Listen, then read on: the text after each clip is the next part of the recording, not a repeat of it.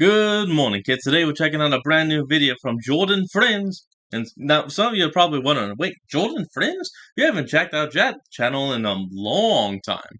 Well, I haven't, and you all right about that. But here's the thing. The show he's about to cover is one I actually remember as well. It's time to talk about Pucca, which, I know this video isn't sponsored, but I'm gonna say it, which is available to watch in its entirety for free on Tubi, to where you don't have to pay a cent, and you can watch all the old shows you want. Let's go. Wait, remember Pucca? Yes, Yeah, I do. another staple I love it. animation for Jetix, that one look at these characters and it sends you right back to the first time you saw them. It's like Funko Pops, but cute. And honestly, as I'll dive into, it helps make this a surprisingly really fun show. At its core, it's a love story where the love comes from one side, but hey, who hasn't been there? Am I right? Yeah. Anyway, the show revolves mainly around two majority silent characters who, through some wacky adventures and missions, land us in a world of some Quickly, just to explain why, the ninja here is silent because he swore he would never speak until he reacquired the honor of his family. The girl refuses to speak in a kind of a solidarity for the ninja. She can speak, but most of the time she just, giggles and just goes, like she's mad or upset. Other than that, no real bullets. short burst entertainment. Pucca is one of those few shows that if you were able to take out all of the voice acting or had put the whole show on mute, anyone would be able to understand it. It has this universal language to it that I find downright charming, and I think it's what gave it its lasting effect to be remembered from its Jetix days. So today, I thought it would be fun to take a look back at what Pucca was really, and see why it was such a fun and memorable show. Let's check out Pucca. Welcome back to the 25 Days of Fringemas, where there's going to be brand. Wait. Double Fringemas. Oh, What? I really thought you were gonna get 25 videos this year. Look at you. You look silly. But I'm here to fix that because I'm going to give you not only 25 videos, but I'm giving you 50 videos. I have 2 channels. That's 2 Fringemases. Each day there'll be a brand new video on both channels for 25 days. I haven't slept in months. Enjoy the content.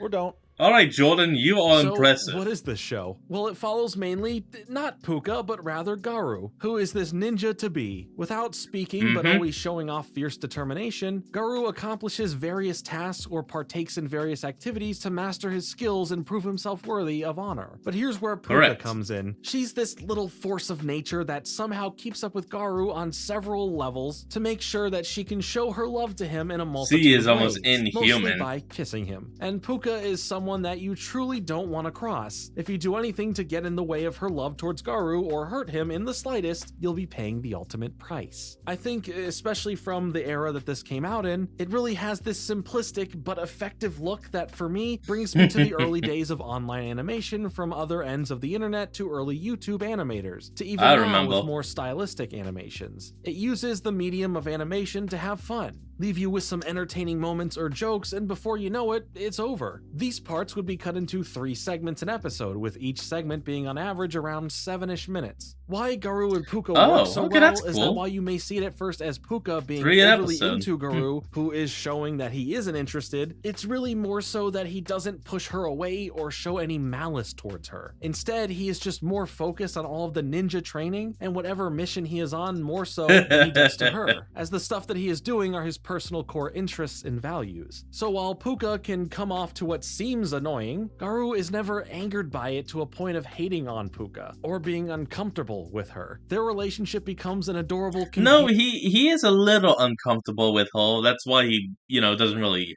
show the love back, but when he has to, he does show he cares about her. Companionship, more so because Pucca follows Garu anywhere, where we see how hard Garu works to accomplish his goals or extremely hard tasks, and how Pucca just somehow is able to do anything, making Garu's training look like it's all for nothing because everything seems to be a challenge that he has to conquer, and Pucca, well, she's conquered it all. It has a lot of what traditional older animation had. Sure, while there are these little story elements to each segment, more so it has this near somewhat slapstick, fast-paced comedy action that will take hold build of the runtime for you to enjoy. It doesn't have a real goal in mind. It's these little stories that feel like quick missions where Garou has something to do and Pucca, yeah, she just does what Pucca does, either showing off to impress him or helping him face off against enemies or protect him from what they're about to do to him without him even noticing. But Pucca came together from some interesting beginnings, so let's take a look at how this all kind of became a show. Ooh. Man, I miss JetX. Hold on, folks, we'll be right back. And we're back. So, Pucca had a pretty interesting origin, starting off not as a concept for a show, but really an animated e-card service called Vooz, made in the year 2000. Now, this e-card service would find some popularity across Asian countries, resulting in JetX Europe taking notice and licensing the property out for television rights in 2004, where the first thing we would see would be a couple of really shorts that would be used as something to see on the JetX website, as well as on TV between other shows during JetX hours. Richard Wolf, the director of international licensing for JetX Europe, was able to recognize this one key factor that the show had, knowing Pucca would be worthwhile for them, and that was the possibilities with Pucca were immediately apparent, especially because you were left wanting more after watching the original shorts, which I believe also still works after you see the full show, and you get these smaller segments and you do want to see more wacky adventures with these characters. The shorts would turn into these standalone segments then put together as full episodes, resulting in the series becoming a staple for JetX, now being shown internationally through all of the JetX blocks across the globe. This series would be animated in Flash and offer a unique look and style with using the tools that it has to make a solid looking show, and it all would premiere on September 18th, 2006 and end its initial run on August 11th, 2008, lasting for 2 seasons. Along with the main characters of Pucca and Garou, the world itself is fairly fleshed out with some fun locations, look at that, Godzilla and Gaijin. And of course the other characters that we will see and meet, like Garou's main sworn enemy, Toby, who constantly engages in some sort of combat but always adds in some sort of trickery to get the upper hand. While he talks a tough game, he is rarely able to back it up, thanks mostly to Pucca at the end of the day, probably having some of the larger laughs from the mayhem that Pucca inflicts upon him. Abio is another character that is a tough fighter that is super competitive, being the best friend of Garou who focuses on kung fu and ripping off his shirt, with him being specifically defined to be a reference to Bruce Lee, but clearly shows a more impulsive side rather than being calculated to take on any fight, which can often backfire in his face. He's not as much trained. Like Garou, has someone who loves him with a burning passion, and that's Ching, who after Abio saved her one time, she's been in love with him ever since. She's also the best friend of Pucca, so it all equals out to these two best friends liking these two best friends. This Double Fringe Miss is brought to you by Gamer Sups. What's the deal with Gamer Sups? I mean, it's less than a calorie, it has no sugar, but I think, hold on, let's just see. Can we... here we go. Off. Do it. Our main constant setting is the Go-Long restaurant, where Pucca herself works there as a delivery person, but also she lives there with her uncles, all 3 of them, who all own the restaurant together. As we get a lot of food-based plots. You know, I wonder, how are they all home? You know what, never mind, I think I just figured it out.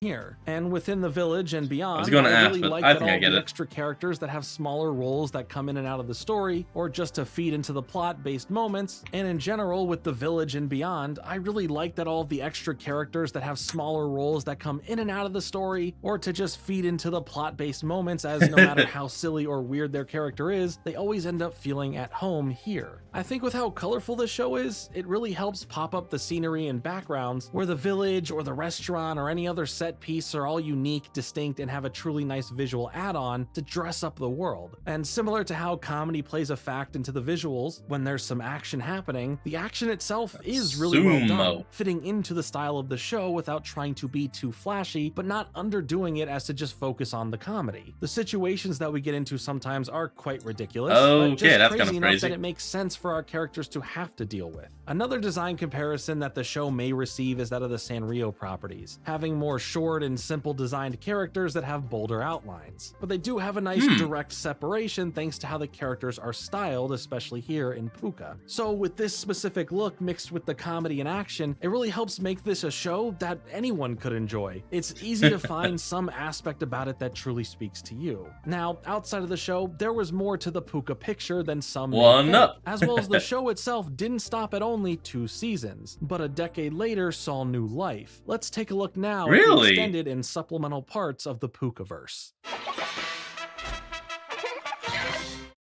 Oh, I love this show. Here we go. Oh, hold on, folks. We'll be right back. And we're back.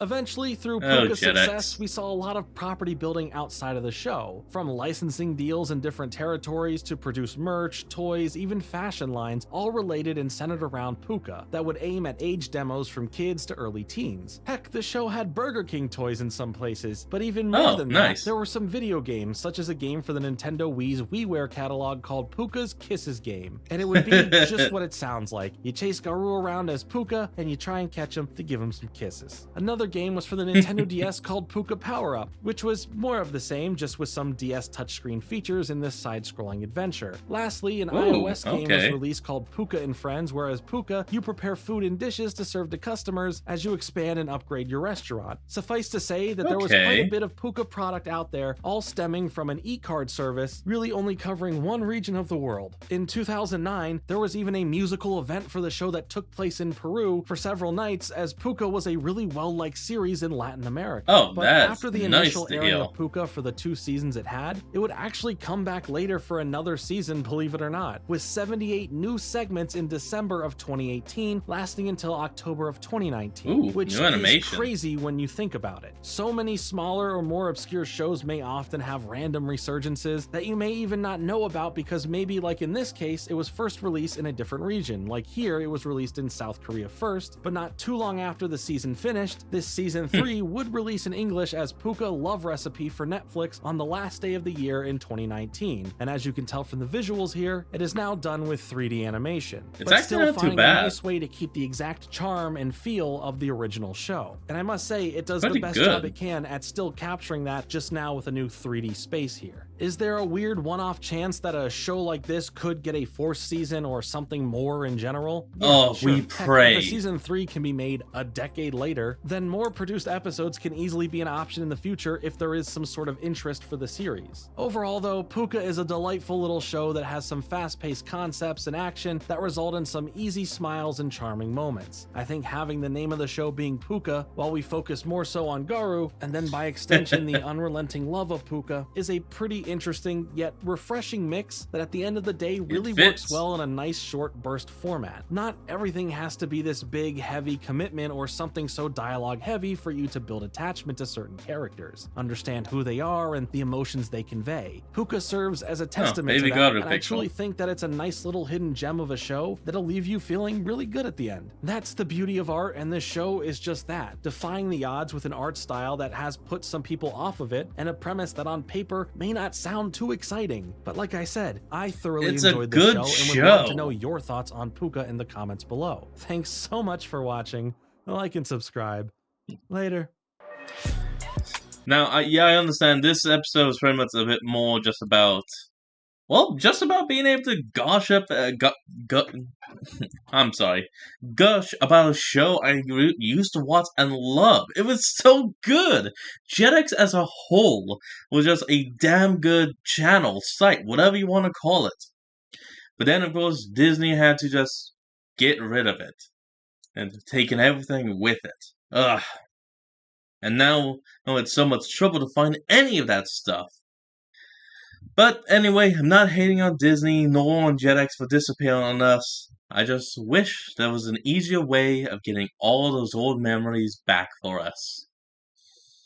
Well, but that's going to be all for today's episode, folks. I hope you all enjoyed this. Remember to like, comment, and subscribe for more. A link to the original will be in the description below, and I'll see you folks next time when we flick on. Peace out.